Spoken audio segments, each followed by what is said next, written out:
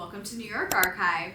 This is the coolest woman of the week. So for anyone that doesn't know you, who is Hattie Doolittle beyond the credits at the end of a shoot? I think Hattie Doolittle is someone who loves the beach, loves her friends and family, loves shopping, obviously. Obviously. Loves styling, and is just a super passionate, fun-loving person. I love that you started with loves the beach. Yeah. That's awesome. That was my start, yeah. What is your favorite beach? Does it matter? Could it be any beach? I'm thinking worldwide or New York Beach. New York Beach, I do kind of love Long Beach. Yeah. Or Montauk. Long Beach is really nice. Long Beach is kind of slept on. But the beach itself, the sand is really nice, the water's nice, it's nice. Yeah. Nice vibe. I love that you're beach and a New York beach. You're throwing us for a loop already. Yeah. I'm obsessed. So you were born in China, raised in Kansas, and ended up in New York. That's not typically the normal styling pipeline. So how did we get here? Pretty rare pipeline, I would say. Yeah, niche pipeline. Niche pipeline. Love that. Yeah, we got here. I interned at Marie Claire. Mm-hmm. I had a cousin in Long Island I lived with. I then interned in fashion PR at IFA after college. And I feel maybe just resilience and hard work is how we're standing here now. I mean, I think it's been not a straight journey for sure, but I'm grateful for the experiences and how it worked out this way. Did you always know you wanted to leave Kansas? Yes. I did. She goes, yes, next question. Yeah, I feel I love Kansas. I love my friends and family there. Yeah. Everyone's super nice. But it wasn't long term. Not long term. It's hard to thrive, if you like to be creative or you like the arts. It's just not the place for it. Totally. And did you always know that this is what you liked? This was always your interest from a young age? Yeah, I mean, I do feel there was a time where I was watching the red carpet on E with my mom, what's this, circa 2000s. Yeah. And when it was still Joan Rivers and Juliana Rancic. Yes, exactly. And she was Hattie, some of these people dress people for a living. Isn't that cool? And I, for some reason, I think about that a lot now because it stuck with me. And I was was that my first random memory of that's so nice. Discovering this career, kind of? Totally. I feel no one told me that was a job. And then I was just an adult and I was oh, people do that. Yeah, and now it's there's almost so many stylists, but there was a while, I think, when we were younger and the Hills and yes. Those shows came out where we were oh wow, this is super cool. This is what some people do for their everyday job. Totally. Also, for cultural context, we're going to give you a little background about how we know each other. Hattie and I worked together on a project, what was it, last fall? Yeah, Fashion Week-ish. Yeah, it was Fashion Week-ish last fall. We got connected over the great unifier, social media, and Hattie got to make one of my dreams come true. I got to go from dreaming about being Carrie Bradshaw to helping create a look for the real life Carrie Bradshaw. I met Gianna through Instagram, as she said, and we collaborated on the shoes she had here in the stock, and then she sent me some shoes in Candace's size, picked them up from her doorman, and the look I put together here, the Abbey Road premiere, Candace wore Francesca Miranda. It looks like a dress. It's actually a shirt and a skirt. Wait, I actually don't think I knew that. I think it looks like a dress, right? I thought it was a dress. Yeah, I thought, why not matchy-matchy? I think it needs to be this for this look. Wow. So cool. Literally finding out in real time. Finding out in real time. She actually gravitated towards your shoes that were Dolce & Gabbana. And I feel it was just effortlessly cool, which is what I go for. She looks I feel the most confident, happy she can be, which makes me happy. And the shoes are almost the same ombre vibe as the look. Yes. And I love how you can, it's high-low skirt, you can see the shoes and the skirt touches on the ground a little bit. And Candace is stunning, by the way. She's so stunning. She's beautiful. Stunning. Yeah. And that look was incredible. I remember seeing it come to life on the carpet and she just pops. Like, it just, to the point we were saying about, like, transcending before. Like, I know that she and I haven't met personally, and I just think it's, like, the joy that you bring to all of your work. But, like, standing on the, she just, like, radiates, which it was so cool. It's, like, the good energy of working with good people, because it's, like, kismet. How could that look if it arrived in time? The shoes you gave me, like, how they paired. It wasn't completely pre-planned. Yeah. Fashion can be like an industry where everyone knows everyone. When you were interning at Marie Claire, did it ever feel like everyone knew everyone but you? A little bit. There was like girls in my group, I guess, that were from here. Some were from out of state because it was the summer. And I felt very like Andy Sachs, like Double Wears Prada. I talked a lot. I was annoying. I was learning the city. I was super excited. Coming from Kansas, so fish out of water, like didn't know the city yet, talked a lot, annoyed people probably. I was definitely like the most naive out of the group in my internship there. Yeah, they were like, hey, you're not in Kansas anymore. They were like, Dorothy, you are not in Kansas anymore. Oh my God, so funny. Was there a moment early in your career where you thought, oh my God, I have no idea what I'm doing, but you had to fake it anyway? 100%. I feel like that now. Still to this day. You and me both. Yes. And we shouldn't, but I think almost socially, like networking, I think is like a big thing that people don't talk about enough in our industry, and just being nice to people and like getting to know people in person, like how we're meeting. Yeah. And I think that having the confidence and like going up to someone, introducing yourself, being intimidated by them or inspired by them is something that like I've definitely had to like build up the courage to be better at. Yeah, I still feel that way. And I think that like up until maybe the last like 6 to 8 months, like even when I would get invited to events or things like that, like I would dread going and do it out of obligation, and I would go for like 15 minutes and make sure that like I said hello and like they saw that I was there and I was like gracious and appreciative like to be included. But then I would go because I was like, this is my hell. And I think like so many people wouldn't expect that because I come off very extroverted and like a very friendly person. But like that environment in this industry to me feels like the closest thing to high school, where like you walk in and you're just looking for like one person you know. Right. And then sometimes you're talking to that one person and they're looking over your shoulder for like a better person to talk to, and you're like, I am gonna blow my brains out. Yeah. Like, and so it's a hard thing to navigate as adult women to like continue to cultivate those feelings and be in an environment where like so much of your life at this point feels sure, and then you get there and you're like, I don't know a single person here, and it's like kind of weird.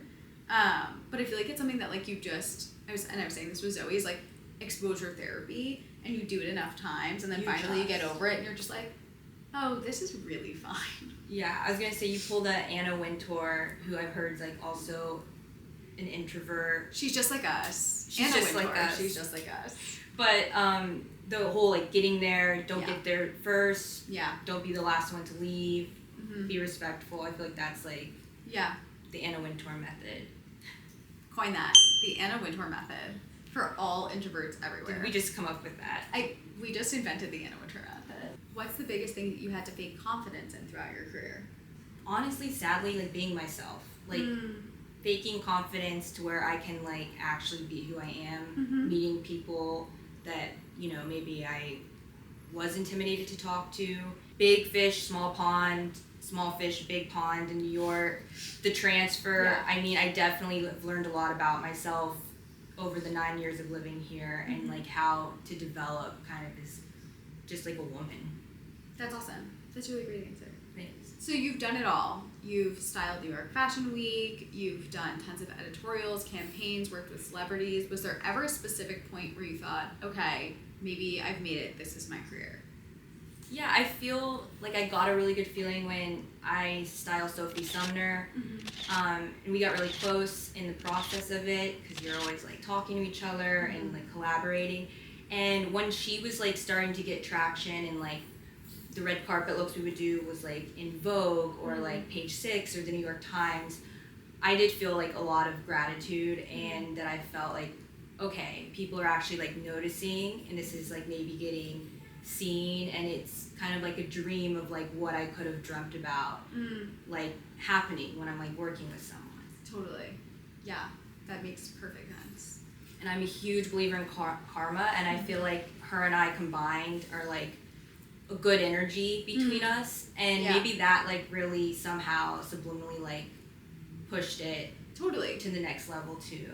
Totally. I feel like when you have that energy and you put it out there and you're working with someone that like mirrors it, and it's just like this mindset of like gratitude and like warmth, like that resonates with people in a way where subliminally maybe they don't even realize that's what they're picking up on, but everyone there is just so happy to be a part of it that it transcends the experience. Like it exudes like goodness, you know. Totally. People see the final results, but they don't see the 15-hour shoot to get there. It seems very glamorous, but what is the least glamorous thing you've had to do?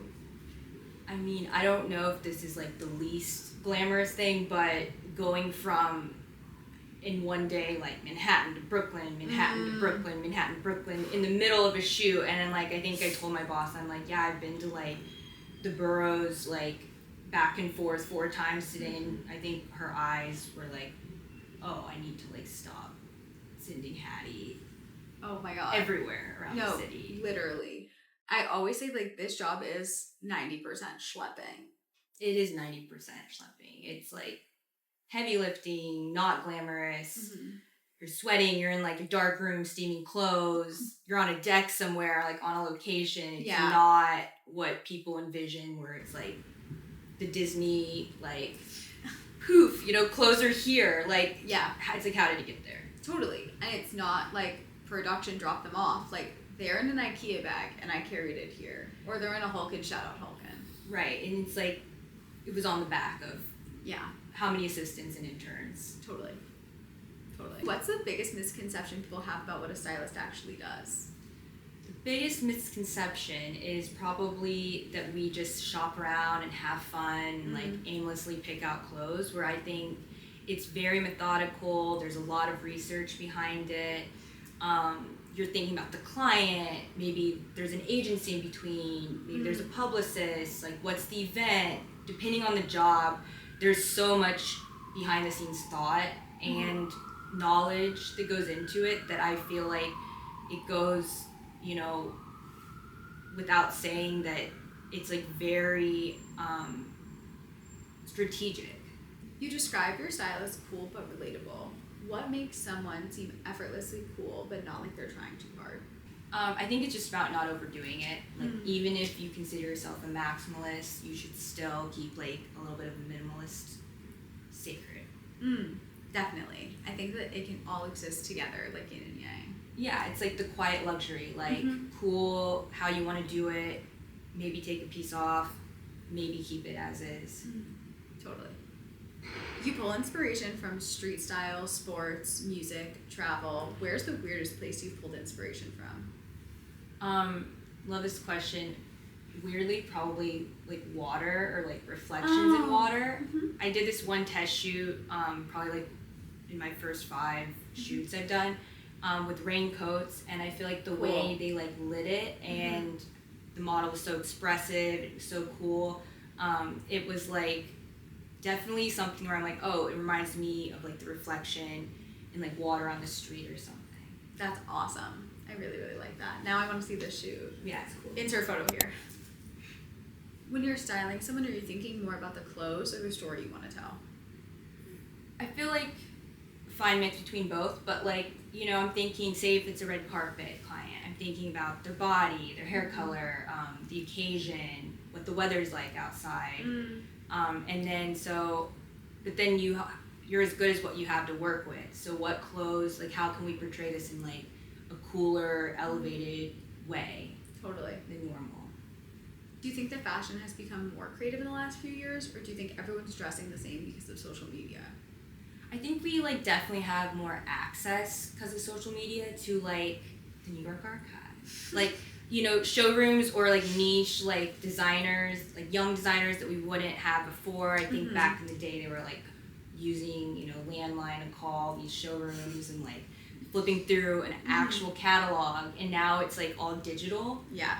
so we can move quicker. But I think the gifting and the free and like the influencers, like people, maybe it's not as polished because that people are driven by that. Absolutely. Has social media made styling more exciting or more difficult? I think social media has made styling somewhat more difficult in ways because even though you can like show your work off like quicker and maybe get more exposure, I think it's more difficult in the sense that you're seeing an influx like too much at once, maybe. There's more opinions than literally ever in the history of the world. People are rage baiting about an outfit. Yeah. I've had people like clip and stitch my TikToks and like it's like rage bait accounts and I'm like, you've baited me, I am enraged. Like, what the fuck? Yeah, and I'm saying rage bait, but I'm like, what even is rage baiting? Like, I posted a video where I was talking about how it was, I guess, like over a year ago, but I was like, this is a one-woman show, like, I do everything myself, like, including fulfillment. Like, I had gotten a request for someone to do a return of one of our baby tees, and they had gotten exactly what they ordered, and they just wanted it in a different size, and I had the flu, and I didn't answer for, like, Monday to Friday, like, business days. I answered over the weekend, and by the time I had answered, she had already reported me to New York State. No. And I was like, I made a video being like, what the fuck? Like, I didn't even know that was an option. Like, I didn't know that you could report me to the state for not answering your email. All over a baby tee. All over a baby tee that you got exactly what you ordered. Like, no crying over a baby tee. Please don't cry over a baby tee. Like, especially if the baby tee is in fact the right color, the right size, not damaged. Like, she was just like, oh, I want it smaller. Right. And I was like, okay. So I said in the video as a joke, okay, throw it in the dryer. People did not think that was funny. And, like, basically the video was me being like, hey, like, actually it's really hard being an entrepreneur. It's hard being a female entrepreneur. It's hard being a 25-year-old entrepreneur running. I can't even say entrepreneur. Like, I'm like, I was like, this is fucking ridiculous. And, like, I was like, I understand that, like, this is a business of service. I was like, but at the same time, like, you deserve to offer people grace. Yeah. And I was like, and if you're someone that's, like, following me online and you're watching this journey, like, and you see me posting that it mostly looks glamorous, like, there are also days that look like this, and I want you to know that that's real, too. Some fucking asshole stitches the video, and it's like, and this is why women shouldn't be able to fucking call themselves, like, business owners. I'm just a girl culture. I don't want to hear it. Like, it, within minutes, like, thousands of people commenting on my video, like, you're a stupid bitch, you should kill yourself. Oh my gosh. What are you gonna do when your business falls apart? Like, what are you gonna do when you go under? Like, DMs, people, like, sending me hate on Instagram DM. Like, I was like, what is going on? So, I end up privating the video, and I'm just like, okay, that didn't work. I'm not gonna share that stuff then. That's fine. I go and I'm editing my website, blah, blah, blah. Same guy mentions me in another video. Is taking a video of my website as I'm editing it, pulls one of my listings that I'm in the middle of working on that doesn't have a size or a price yet. And he's like, New York Archive is a scam. You heard it here first. Oh, no price, no size. Then he Google reverse image searches the pair of shoes that it is. And he goes, I could buy these for $75. And they're like Escada loafers. And I'm like, this is so, like, the epitome of, one, rage bait. You've gotten me. I'm pissed. And two, like, you don't know what the fuck I do. Like, you actually don't know what my job is. Like, I can't just buy some random ass shoes and, like, maybe they're not the same condition as mine. Maybe they're not the same size. Like, maybe they're dry rotted, sir. Maybe that's why they're $75. Like, you don't know. Also, how do you have this much time on your hands? Oh, because to, like, he harass clearly, you. This is what he does as his full-time job. Oh my gosh. His full account of hundreds of thousands of followers is him just clipping other people and reacting. And I'm like, and that is the hell of the internet.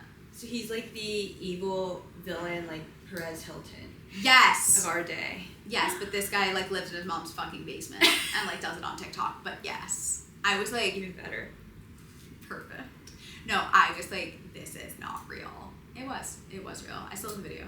I'm sorry that you went through that. That's Insert crazy. comments of people calling me a stupid bitch here. You've worked with so many beautiful people and beautiful clothes. Has it ever made you feel insecure, or has it changed the way you define beauty? It's definitely made me a little bit insecure, being around models that are all, you know, skinny and beautiful and tall. I'm like, why am I not taller? Like, Yeah. why am I not skinnier? But I think it's helped me define beauty in a unique way too, because it's kind of what's like more on the inside. Mm-hmm. So I think some beautiful people on the outside can be bad on the inside, and that like exudes or shows on their like outer exterior too eventually. And so it's made me think like some of the most beautiful people are like also the nicest or most genuine people too. Yeah. And that just makes them more beautiful. And like I know that that's so cheesy to say. And like I used to not really understand what that meant. Like my mom would say that, and I was like, stupid bitch. Like that doesn't mean anything. It really does make a huge difference, like in the way that you view people Yeah, and their beauty. it's like more about personality. Yeah. That's like can make someone outerly beautiful or not as like great as they seem. Totally. Cue Beautiful People by Marilyn Manson. Cue it. Isn't that industrial? Alexa, play it. You know that? Yeah. That's like emo. Yes. When do you feel most confident? Is it when you're dressed up or something else? I feel most confident when I'm around the right people, I would say, because I think you can be dressed to the nines, like the coolest party, and like if you're surrounded by the wrong people, you can just feel like shit. Totally. And if you, maybe you're just chilling in your sweats and you're around like your best friends, Yeah. sometimes that's when I feel my most natural and best. But I mean, clothes definitely help my confidence, don't get me wrong. What's one trend we're pretending to like? Oh, you want to know my answer? Of course. I'll say the peep toes and like, dare I say, tabbies. Whoa, tabby slander. No, like, love Margiela, but like, why, like, it's like a horse hoof, like, why are we doing weird things with toes? So this is the take that I've had exclusively for probably the last 10 years. I caved. I just bought a pair. They haven't arrived yet. I don't know what they're gonna look like on my foot. I let the internet get to me. I think I let myself get brainwashed on that. I'll say this, they're cool because they're like a twist on a ballet flat, and I've heard they're very comfortable. Just want to put a little cigarette in between my horse hoof, and I want to take a picture of it, and that means something to me. I mean, my boyfriend watches the horse hoof like cleaning videos. It's Okay, like guilty pleasure. but It's like makes me think of the tabby. Those are very sad. That's evil. 1, 2. Those videos are very satisfying. Yeah, so you watch them too. Yes, I also watch the videos where they drain things on animals. Yeah. I'll say the weird shit of like what shows up on our feed. I watch when they shear the sheep, and like they like trim a sheep. Yeah, you didn't see that? No, my feed has like puppy videos and fashion, and I'm trying to think of like what my like guilty pleasure would be. Like my friend likes the mixing the paint. Oh, I don't really give a fuck about the mixing the paint. I really like pimple popping videos. You know the videos where they fill up bottles with like fucking Orbeez and different colored liquids, and they roll them down the stairs, and you wait to see if the bottle's gonna break? No. Do you know what I'm telling you? Yeah. No, like it's checking the break on. Like it's like no dancing. Like for teaching kids, they're really not about bottles. Like they really just want bottles. They're really not going to be It is so good. It's so exciting. No, it's real. And someone is filming them. That one went a long time. And then you like kind of get upset when they don't crack. Yeah, it landed in water, and I felt like Disappointed. Sad. Yeah. Yes. I felt sadness at the end. Yeah, no, and in 200 years when they study what the fuck's going on right now, like science is gonna look back on this and be like, they were rotting their brains. I mean, that is I get the satisfaction in watching that. When they crack, There's nothing like it. It exudes joy. Yeah. All right, next question. What's one fashion trend you'll defend forever, even though everyone else hates it? I think being like a millennial, like, I'm like, dare I say, gauchos? Oh, no, that's fine. Because I feel like they're comfortable and they're kind of goofy and... Gauchos are back. And I definitely like wore them with like a platform, like 90s kind of like black, Yeah. elastic shoe we all had when we were younger. And I feel like that was such a cute look for like a little girl. No, and now as an adult woman, it's a cute look for me, and I'm gonna wear it. Yeah, no, I understand. If you could steal one celebrity's closet, who would it be? Kate Moss would be like the cliche answer, but like present day Elsa Haas. She's got such good like personal style, and she has her own brand. I feel like the way she puts outfits together, it's so cool. Yeah, that was a great answer. If your And personality were a designer brand, what would it be and why? I feel like maybe like Marni or Marc Jacobs, because they're like colorful. I totally see that. Resort, but chill, fun, relaxed. So, I mean, I'm just saying all that about my personality. You just worked backstage at the Marc show, right? Yeah, I did in production, actually. Oh, cool. Yeah. Wait, how was that? It was great. It was a great experience. I feel like his team is nice. I feel like as a designer, he has like a nice and like great reputation in the industry. Nice. So I was like very grateful to be a part of a team and environment like that, especially in high fashion. Yeah. And production's like kind of fun. Like one of the other girls, Claire, and I, like we got like clipboards, and you felt very like not corporate, but back behind the scenes, kind of more than like the schlepping and like totally the creative part of it. Oh my god, so cool. If your style was in New York City neighborhood, where would you be living? Another fun question. I would be living maybe in NoHo, because it's like creative vibes, little downtown scene. So style-wise, maybe that. But I love the Upper West.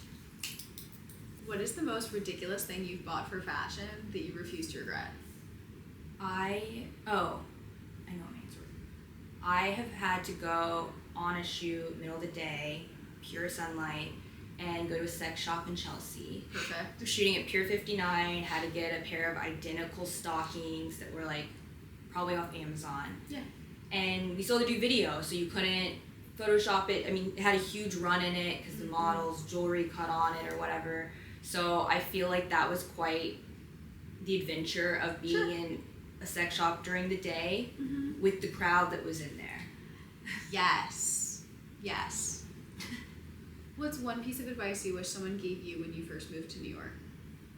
One piece of advice I wish someone told me before moving here is that you can have your highest highs and your lowest lows all in the same day, probably more drastic than wherever you came from.